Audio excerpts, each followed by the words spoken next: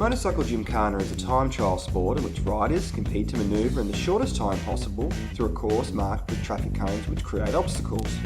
Motor Gymkhana began in Japan over 40 years ago, with motorcyclists getting together to enjoy informal and fun competitions between themselves.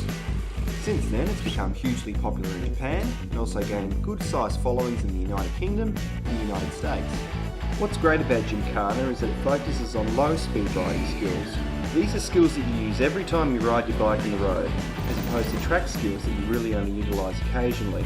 In Gymkhana, there's a huge focus on throttle control, clutch control, and braking using both the front and rear brakes.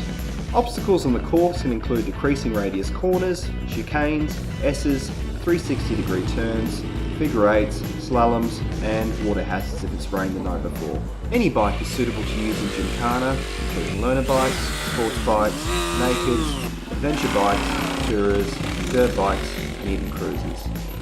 While the tight sections of the course generally suit smaller, more nimble bikes, the inclusion of a straight can help even things out for larger, more powerful bikes. Another great thing about Gymkhana is that if there isn't a club or association near you, there's nothing stopping you from setting up your own obstacle course. All you need is some empty space like a car park, some traffic cones, and a bit of creativity. This Gymkhana event was hosted by Bernie Hatton, one of Australia's top riding instructors and the team at Top Rider. Let's go through the lap of the course.